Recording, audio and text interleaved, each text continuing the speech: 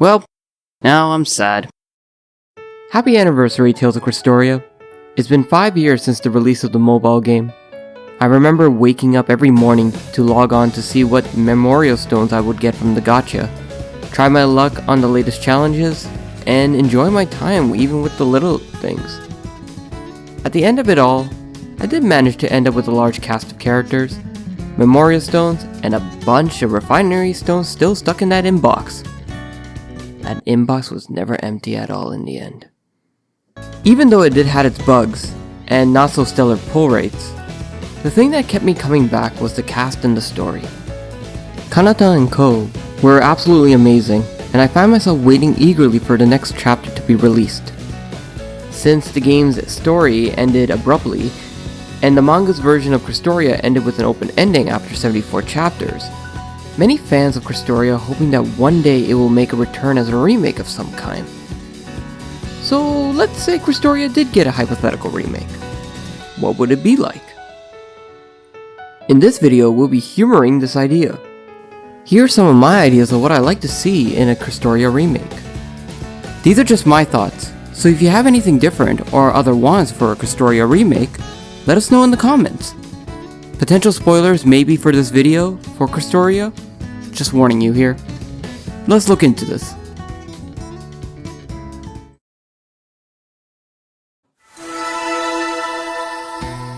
Let's start off with two small ideas first, the music and the title screen. The music for Crestoria would be the ones from the OST, and it would be repurposed while adding new tracks to it as well. I mean, listen to some of these battle themes, they're absolutely amazing.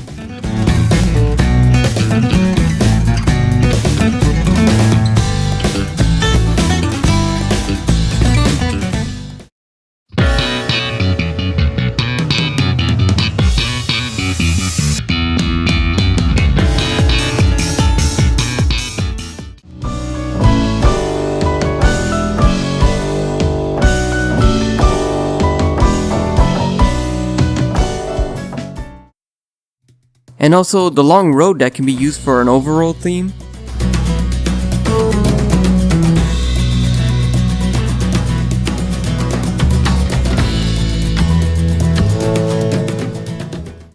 And a moment of peace for those calm moments.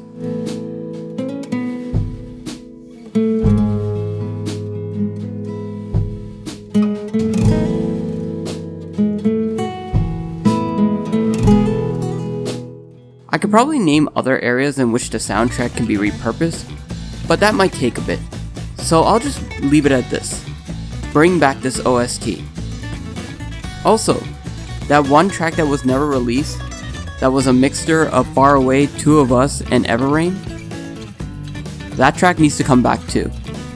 I need to know when that track plays, and I need to get hyped for it. Maybe as new songs, we can get theme songs for Aegis, Yuna, and Orwin too? I think that would be pretty cool. Next idea would be the title screen. For this, I made a mock-up on my idea of what the title screen would be for this remake when you first start up the game. The vision orb looks straight at the player before floating back into the crest that it was housed in. The title appears. Then, once the player picks a new game, the vision orb shatters, marking the player with the stain of guilt.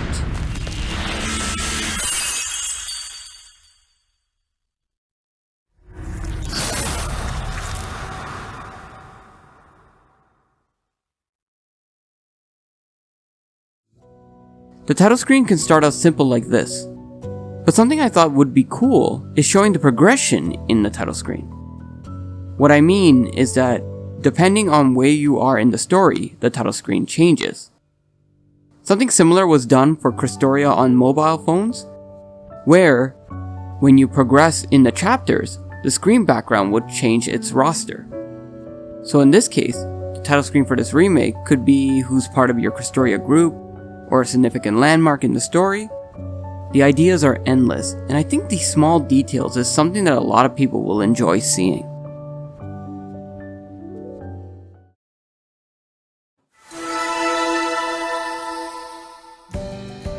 In Tales of Crestoria, we got original and crossover characters from other Tales games. That's what gave Crestoria the original and crossover categorization. For this remake, I would like to see the story beats from the game and the manga be integrated together, as well as having the cast be only original characters. As much as I like seeing the other Tales characters in Crestoria, I do think some of their roles can be fulfilled with original versions.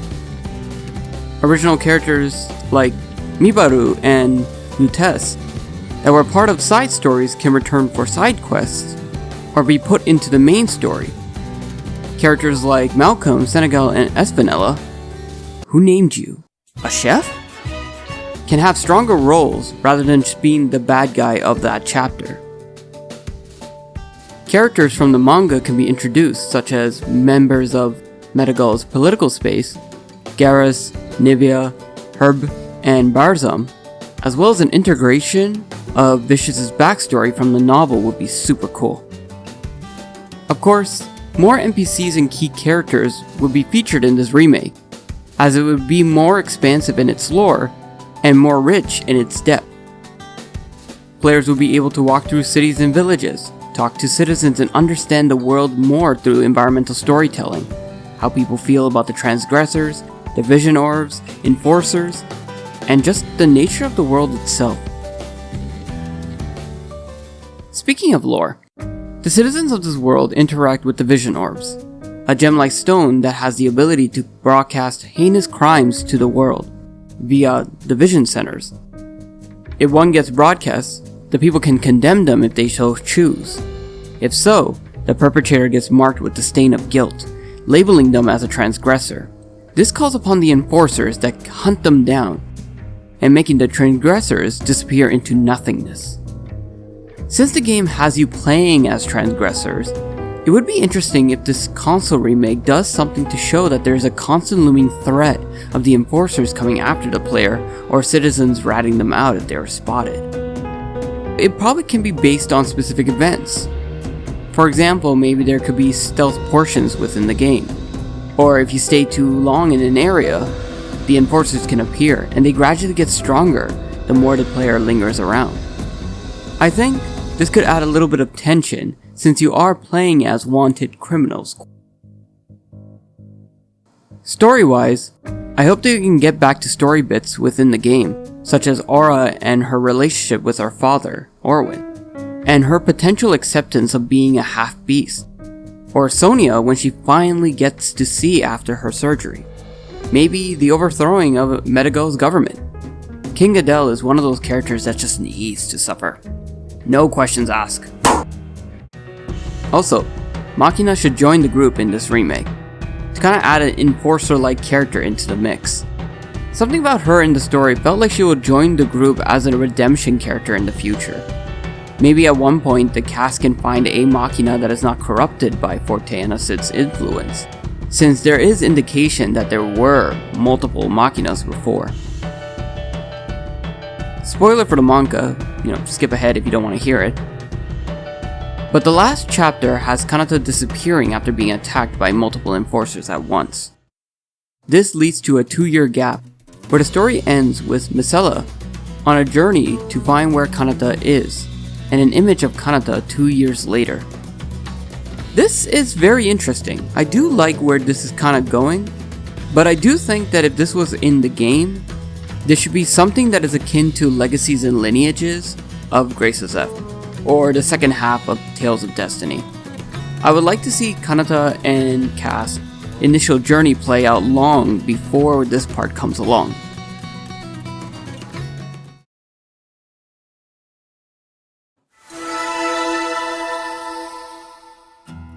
Easy to navigate menus are an important part of any RPG, and with Tales, their menus have been pretty easy to move around, but has a charm in showing item portraits and the like. For this Crestoria remake, I feel like the menu should keep the simplicity, having options such as items, arts, equipment, strategies, and so on and so forth. Arts will be chosen by the player in the same way that all Tales games have, with the option of having auto, semi-auto, and manual mode available. The arts themselves will be catered towards the bloodstone of each character. The art list will expand when the characters get in their awakening mode. I can imagine players being able to switch between regular Bloodsin and Awakening Bloodsin for combo potentials during battle, kinda like in the same vein as the Axel mode from Tales of Grace's F. Kanata, Misela, and Vicious already had their Awakening Bloodsin revealed in the manga and game. But I would also like to see Aegis, Yuna, and Orwin get their Bloodsins awakened, preferably before the second half of the game. Some ideas I thought about was Aegis having a Sword and Shield awakening, or a Javelin Shield awakening, kinda like in the same likes as Dukemon from Digimon. Yuna's awakening could be manifesting serpents, snakes and lies kinda play together, and Orwin's fist can become claws. Equipment as well would work the same way as other Tales games, however weapons will take an interesting turn. Imagine this. The group is journeying together when they come across an odds weapon dealer. This one knows that they're transgressors, but doesn't want to fight or rat them out. Instead, they want to help. The remnants of sin lingers even after death, and this one has the ability to collect such remnants and repurpose them as modules. Wearable equipment that can enhance and change the attributes of the wearer's bloodsin. This individual saw the cast use their bloodsins, and thought they were the perfect guinea pigs to try out these modules, of course, for a fee. For this Crestoria remake, since I don't see the team ever changing their weapons, I would assume that the modules would be interchangeable between the party members. The modules then can change the elemental effects on the bloodsin, change stats, and or change the outer design of the bloodsin entirely. The cameo battles for this Tales of Crestoria remake should be either Tales of protagonist or antagonist that would be transgressors if they were part of the Crestoria world. There are a lot that you can think of, but a few that I can think of from the top of my head would be Luke, Velvet, Yuri, Leon. Some Tales of antagonists could be Daos, Hendalf, Salen, or Gode, to name a few. As for cameo costumes, I think they should go the route where they are based on antagonists, just like how Vesperia did it. A while back I drew some out, and I think these could be some solid choices for alternate cameo costumes. Jumping a little into gameplay, I would like to see a gameplay akin to Grace's F, with free running, perfect dodge, and being locked on a linear plane when attacking the enemy. Multiplayer would return, of course, and the assist options would be there as well, for characters that either are not being controlled by your second player, or ones that are outside the party. After battles, there will be a theatrical post-battle quote. These were a lot of fun for every Tales game, and it's just a shame to see them be changed to just text and voices in the corner for a rise. On top of that, 2D skits as well. That one image with Misela slapping Vicious just needs to stay. It's too hilarious to leave out. Plus, I like the charm and expressions that 2D skits portray compared to the 3D skits that we got in Arise.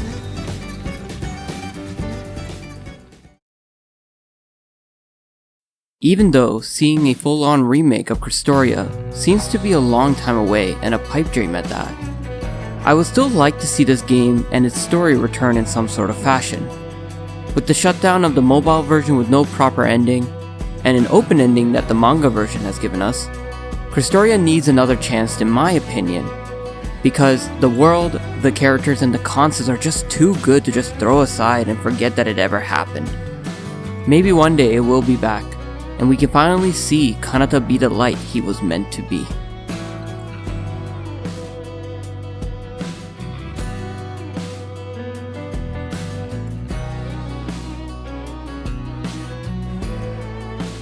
And with that, that's the end of this video. I didn't have any more ideas on what I would want this hypothetical remake to be, so I pass it on to you. What would you like to see if the Crestoria got a remake? What other Tales games would you like to see remake as well? I know for me, I would like to see a Tempest remake or a Luminaria remake. That would be super cool. Also, a lot of these ideas are kinda up in the air. There's a likely chance that it'll never happen like how I think this hypothetical remake would be. But this was a fun video nonetheless. Thanks for watching, subscribe for more Tales of videos, and I'll see you all later. Peace.